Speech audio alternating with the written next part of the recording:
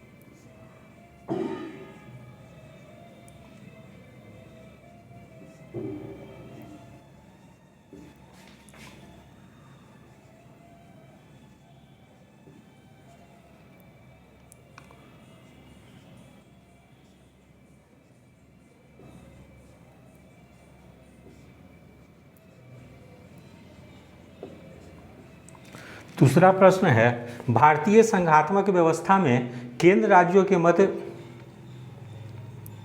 तनाव के क्षेत्रों का वर्णन करें।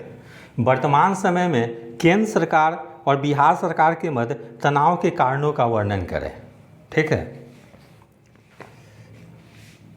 इसमें भी देखा जा सकता है कि अभी केंद्र और राज्य सरकार, विशेषकर जहाँ पे कि राज्य में अपोजिशन की सरकार है, वहाँ पे है कि केंद्र और राज्यों के बीच काफ़ी ज़्यादा तनाव रहती है। जैसे एग्जाम्पल ले सकते हैं पश्चिम बंगाल का। ठीक है, इसके पूर्व जैसे महाराष्ट्र में वहाँ सरकार थी कांग्रेस, एनसीपी और शिवसेना थी, उस समय भी केंद्र से काफ़ी ज़्यादा खींचतानी चल रही थी। तो इस प्रकार से जहाँ भी केंद्र और राज्य में अलग अलग सरकार रहती है, वहाँ पे काफ़ी ज़्यादा तनाव रहती है, तो उसको एग्जाम्पल देके उस तरह से लिखना है। फिर तीसरा प्रश्न है,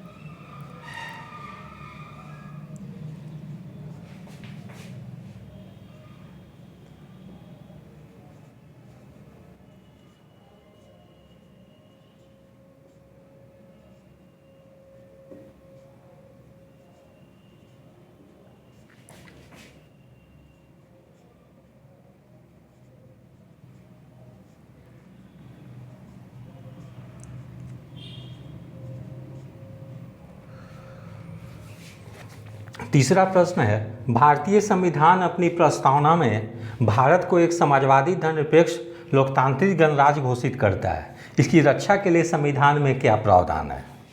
ठीक है, फिर चौथा प्रश्न हम लोग देखते हैं,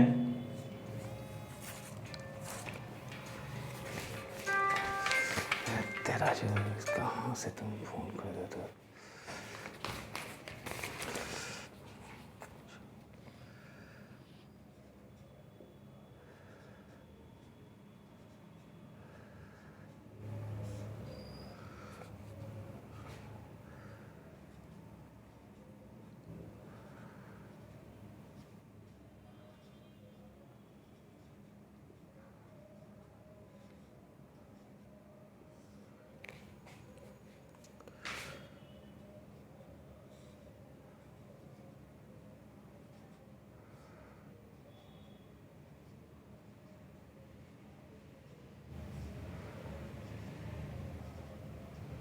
जस्ट मिनट।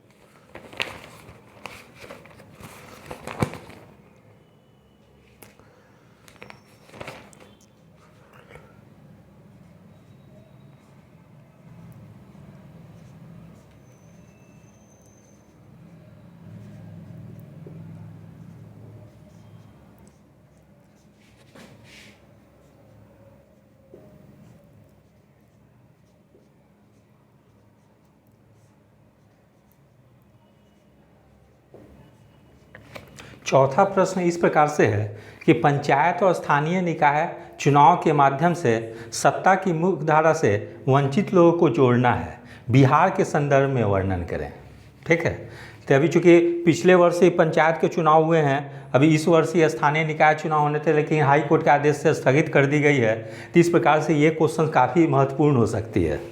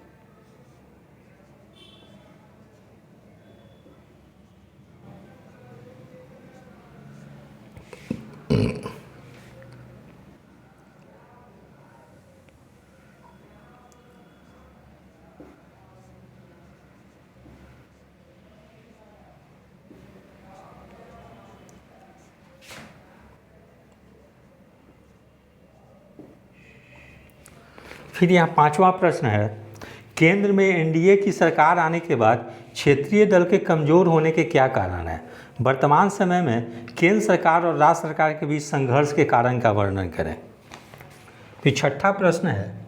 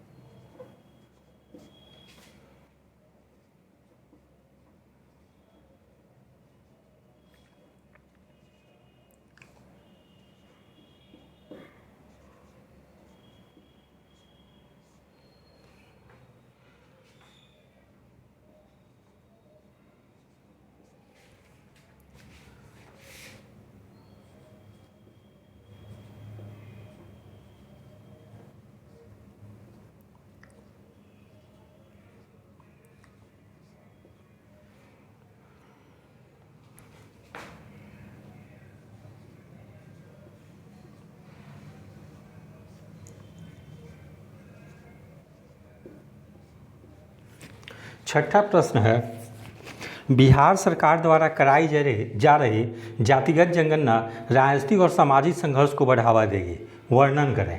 ठीक है, तो इस प्रकार से 6 क्वेश्चन अभी बताया गया, फिर और भी क्वेश्चन लिखवा रहा हूँ मैं आपको। ये क्वेश्चन जो है पॉलिटी का मैंने गेस किया है, जो इस समय वर्तमान समय में बीपीएससी के द्वारा जिस पैटर्न पे क्वेश्चन पूछी जा रही है उसी पैटर्न को ध्यान में रखते हुए मैंने क्वेश्चन गेस किया है। क्योंकि अभी जो है वो अप्लाइड टाइप के क्वेश्चन पूछे जा रहे हैं, ना कि पहले जैसे पूछी जाती थी राष्ट्रपति की निर्वाचन पद्धति किस प्रकार से चुनाव होती है, इस टाइप के जो डायरेक्ट क्वेश्चन पूछे जाते थे, अब प्रश्न उस ढंग से नहीं पूछे जा रहे हैं। ठीक है, तो इस टाइप के प्रश्न को स्टूडेंट को तैयारी करनी चाहिए बढ़िया से, अच्छे तरीके से, कि जिससे कि वो एग्ज़ाम में अच्छे तरीके से लिख सके।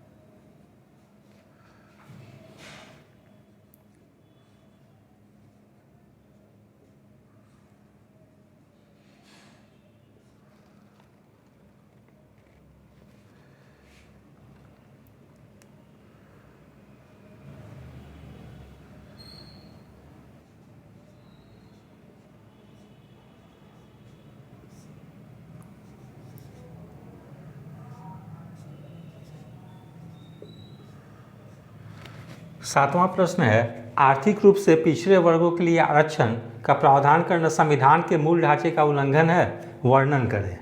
ठीक है।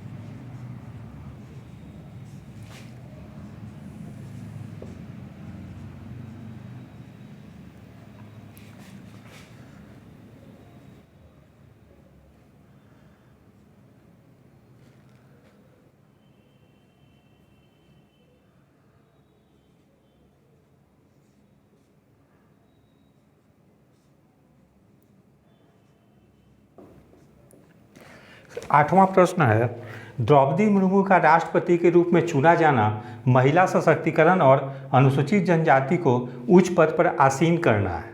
ठीक है।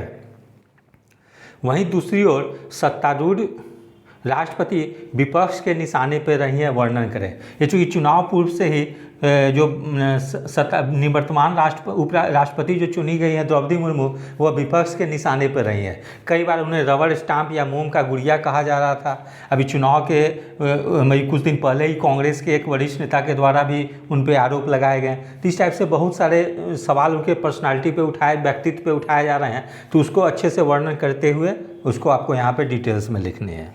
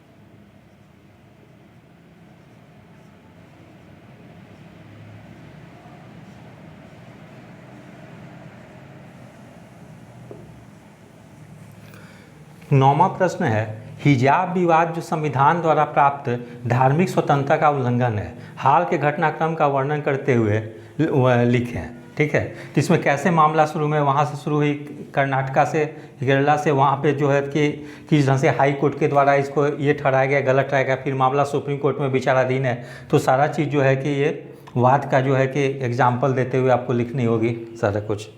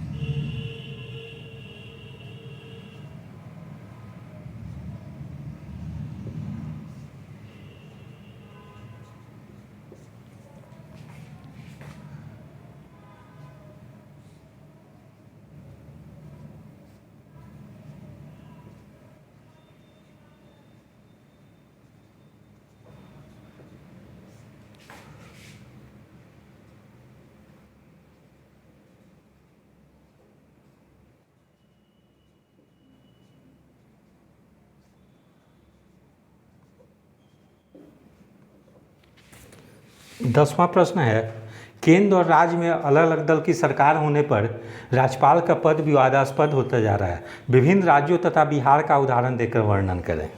ठीक है, फिर 11वां प्रश्न है,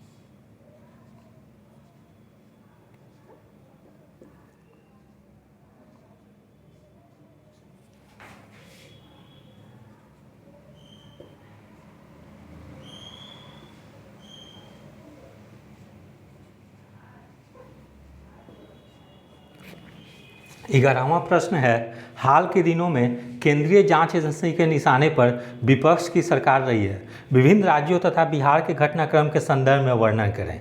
जैसे अभी हाल में देख सकते हैं कि सीबीआई और ईडी की छापा जैसे पश्चिम बंगाल राज्य सरकार पे, दिल्ली में आपकी सरकार पे इस प्रकार से छापा पड़ रही थी। महाराष्ट्र में भी जब पहले शिवसेना, एनसीपी और कांग्रेस की गठबंधन की सरकार थी तो वहाँ भी छापा पड़ रही थी। तो इस प्रकार से एग्जाम्पल देते हुए इसको लिखनी है। फिर बिहार में भी आरजेडी के नेताओं पे छापा पड़ रही है, तो ये सब सारा चीज़ को ध्यान में रखते हुए लिखनी है विभिन्न राज्यों तथा बिहार के घटनाक्रम के संदर्भ में। फिर एक लास्ट प्रश्न है,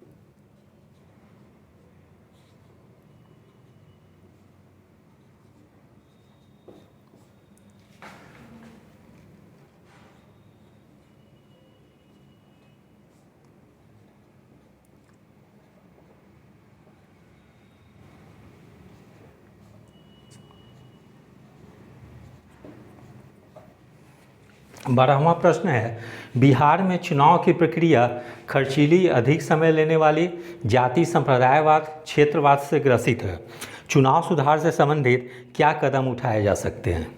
तो इस प्रकार से मेरे द्वारा पेपर सेकेंड के सेक्शन 1 यानी पॉलिटी में कुल 12 प्रश्न गेस किए गए। मैं उम्मीद करता हूं कि इसमें से 12 प्रश्न में से निश्चित रूप से 3 प्रश्न जो कि लिखने होते हैं, 4 प्रश्न आते हैं विकल्प, 4 प्रश्न आप लोग को दिए जाते हैं, 4 में से 3 प्रश्न लिखने होते हैं। तो मैंने 12 प्रश्न गेस किया है। मैं उम्मीद करता हूँ कि 12 में से 3 प्रश्न निश्चित रूप से पॉलिटी में आएंगे।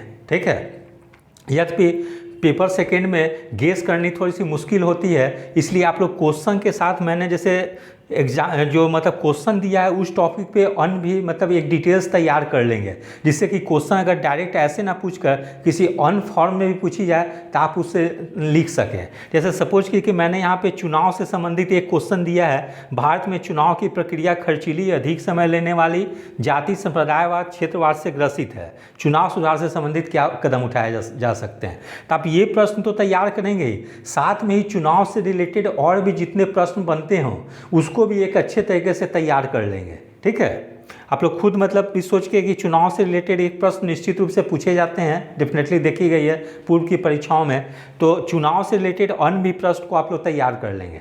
ठीक है। इसलिए पेपर सेकेंड में आप लोग किसी भी सेक्शन की तैयारी करें, चाहे पॉलिटी का हो या ज्योग्राफी, सेक्शन 2 ज्योग्राफी इकोनॉमी की या सेक्शन 3 साइंस टेक का, तो आप लोग एक टॉपिक पे अच्छे तरीके से करीब 6-7 पेज का एक नोट्स तैयार कर लें, ठीक है। क्योंकि डायरेक्ट क्वेश्चन थोड़ा से मतलब आने गेस करना थोड़ा सा मुश्किल होती है, लेकिन आप लोग टॉपिक जब तैयार रखेंगे उस चीज़ पे, तो आप लोग किसी ढंग से भी किसी फॉर्म में भी क्वेश्चन पूछे जाएंगे तो आप लोग लिख लेंगे, ठीक है। इसलिए जो मैंने जिस पे क्वेश्चन बनाया है उस टॉपिक पे जरूर से रिलेटेड टॉपिक पे एक 6-7 पेज का एक नोट्स बना लेंगे, जिससे कि किसी भी फॉर्म में अगर क्वेश्चन पूछे जाए तो आप लोग उसको जरूर से लिख सकें, ठीक है। 30 प्रकार से मेरे द्वारा कुल 12 प्रश्न आप लोगों को गेस किए गए हैं। मैं उम्मीद करता हूं कि आप लोग इसे अच्छे तरीके से तैयार कर लेंगे तो 3 प्रश्न डेफिनेटली लिख देंगे आप लोग, ठीक है। क्योंकि एग्जाम में 4 ही विकल्प आती है, सेक्शन 1 में 4 में से 3 प्रश्न लिखने होते हैं। तो मैं अभी अगले वीडियो में आपको मैं पेपर सेकंड का जो सेकंड पार्ट है जिसमें ज्योग्राफी और इकोनॉमी से संबंधित प्रश्न पूछे जाते हैं उसका भी मैं आपको गेस क्वेश्चन अपलोड कर दूंगा थोड़ी देर में, ठीक है। तो मैं उम्मीद करता हूं कि इससे आप लोग काफ़ी लाभान्वित होंगे। यदि आप सभी लोगों को मेरा चैनल अच्छा लगा हो, इसे लाइक शेयर और सब्सक्राइब करें। धन्यवाद, टेक केयर।